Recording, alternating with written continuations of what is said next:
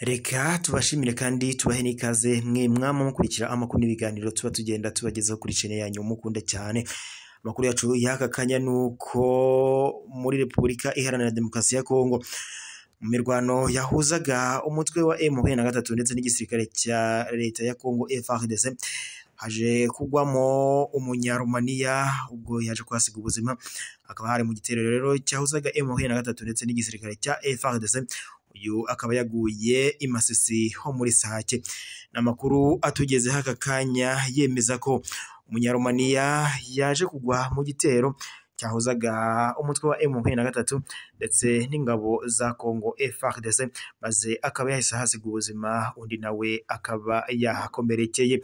Nkuko rero amakuru aturuka i Kinshasa akomeza abisobanura, avuga ko umucacuro waruri mu gihugu cya Kongo mu buryo bwo gufasha igisirikare cya Repubulika Iharanira Demokarasi ya Kongo mu kurwanya umutwe wa M23.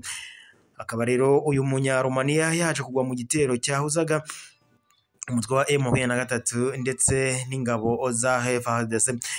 Iki gitero rero kikaba cyaberaga muri Sake, aho rero muri uyu mujyi wa Sake ariho uyu munyarumaniya yaje kuba agwamatse ahasiga n'ubuzima, mugenzi we nawe arahakomerekera. Amakuru rero akoturuka mu gisirikare avuga ko uyu munyarumaniya nyine yaje kugwa muri iki gitero ubwo yararinze uyu mujyi wa Sake, ubwo izi ngabo za FARDC zasakiranyaga n'uyu mutwe wa M23 hano muri iki gice cya Sake nyine muri uyu mujyi, nkuko bikomeza kugenda bitangazwa. Kuri uyu wa gatatu rero nibwo umutwe wa M23 wageze i Sake, maze ingabo za FARDC zihita zihunga zibangira amaguru ingata. Niko amakuru amwe yakomeje abivuga, ariko nyine bikavuga ko uyu mutwe wa M23 utigeze ufata uyu mujyi nkuko wakomeje kugenda ubitangaza. Uyu mujyi ndetse ntabwo uyu mutwe wa M23 nkuko wabivuze ntago ngo zigeze ziwugeramo ngo mu rwego rwo kwirinda ahanini ngo binatewe n'igice uyu mujyi uherereyemo, kuko bivuga ko ngo waba uherereye mu kibaya.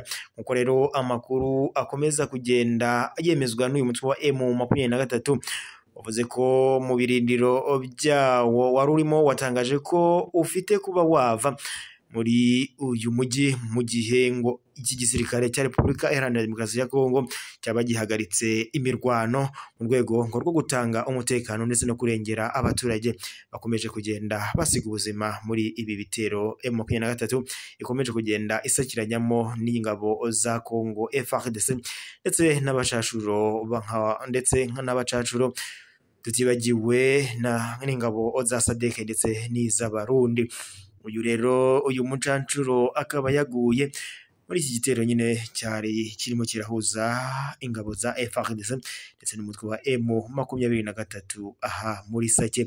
Hagati aho rero kuri uyu wa kane n'ubundi ku itariki ya 8 Gashyantare umwaka wa 2024 ku isaha ya saa 12 n'ubundi amakuru aturuka muri Repubulika Iharanira Demokarasi ya Kongo avuga ko imirwano hagati y'iki gihugu y'izi ngabo za Repubulika Iharanira Demokarasi ya Kongo ndetse n'abafatanyabikorwa bawo ngo imirwano ikomeje hagati yabo na M23 harimo n'igisirikare cya FARDC, Wazalendo n'abandi bafatanyije kurwanya uyu mutwe wa M23.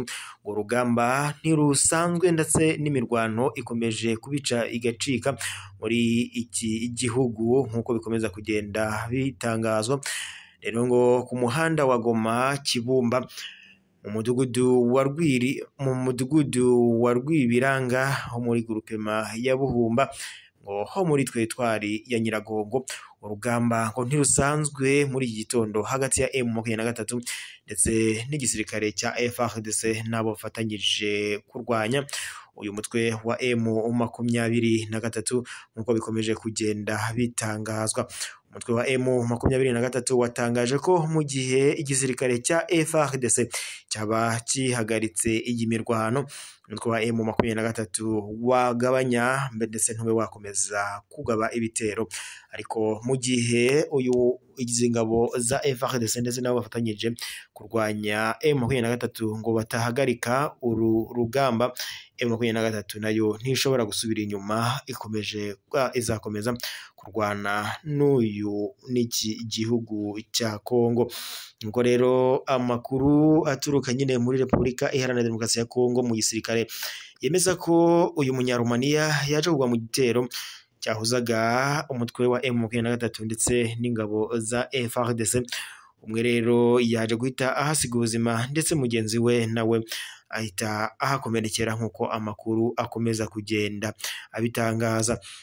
Ayo rero ni umucacuro mu bari, uyu rero yaje kugwa muri iki gitero akaba yari umucacuro wari waje gufasha igisirikare cya Repubulika Iharanira Demokarasi ya Kongo kurwanya umutwe wa M23, akaba yari yaturutse i Burayi, maze bakaba bari baje gufasha igisirikare cya Kongo guhangana n'umutwe wa M23. Ibi rero nk'uko byakomeje kugenda bitangazwa n'igisirikare ko uyu mucacuro wo muri Romania yaje kuba agwa muri iki gitero, undi nawe mugenzi we yaje kuhakomerekera bidasanzwe. Aba bacacuru rero bivuga ko baba baje gufasha igisirikare cya Repubulika Iharanira Demokarasi ya Kongo gusana indege z'intambara ndetse no gutoza igisirikare cya FARDC mu mirwano iba igamije kubafasha kurwanya umutwe wa M23 nk'uko bikomeje kugenda bitangazwa n'amakuru aturuka mu gisirikare hano muri Repubulika Iharanira Demokarasi ya Kongo. Umutwe wa M23 ejo nabwo hari hiriwe urugamba rudasanzwe hamwe hagati y'uyu mutwe wa M23 ndetse n'igisirikare cya Repubulika Iharanira Demokarasi ya Kongo, aho abaturage benshi bari bamaze kuva mu byabo maze barahunga. Avuga ko bari bakomeje kugenda bahungira mu mujyi wa Goma, aho ibitero n'ibisasu biremereye byari byakomeje kugenda biterwa n'iki gisirikare cya Repubulika Iharanira Demokarasi ya Kongo, maze abaturage bashya ubwoba bahitamo guhunga berekeza aho bari bubone umutekano. Uyu mutwe wa M23 watangaje ko iki gisirikare cya Repubulika Iharanira Demokarasi ya Kongo gikomeje kugenda gitera amabombe aremereye ndetse n'ibisasu biremereye mu rwego rwo gukomeza kuyobya amarari ndetse no kuzimanganya ibimenyetso, mu rwego rw'uko umuryango mpuzamahanga wakora iperereza ukaba wagira ikigeraho. Igisirikare cya Repubulika Iharanira Demokarasi ya Kongo cyakomeje gishinjwa ko aricyo giteza umutekano muke maze kikica abaturage b'abasivile harimo abana ndetse n'abadamu batwite nk'uko bikomeje kugenda bitangazwa. Uyu mutwe wa M23 rero watangaje ko nawo mu gihe iki gisirikare cya FARDC ndetse n'abambari bawo bafatanyije kurwanya uyu mutwe badashoboye guhagarika ibi bitero, umutwe wa M23 nawo utazigera uhagarara. Gusa watangaje ko mu gihe baba bahagaritse ibi bitero, umutwe wa M23 wasubira inyuma maze ugahagarara. Amakuru rero akomeje kugenda atangazwa, uyu mutwe wa M23 ukaba wowo wamaze kwemeza ko nawo uzakomeza kurwana mu buryo bwo kwirwanaho. Wowe waba uturakanda subscribe cyangwa sabone bitewe n'ururimi ukoresha, ndagushishikariza gukanda sabone cyangwa subscribe ukajya uwa mbere mu kubona amakuru n'ibiganiro tuba tugenda tukugeza umwanya ku wundi, n'amakuru aba arimo aragenda acicikana hirya no hino muri aka karere k'ibiyaga bigari ko muri Repubulika Iharanira Demokarasi ya Kongo, mu Rwanda, muri Uganda, muri Tanzania, i Burundi na Kenya ndetse n'ahandi hatandukanye. N'amakuru rero aba arimo aragenda agaruka ku ngingo zitandukanye nka politike ndetse n'umutekano.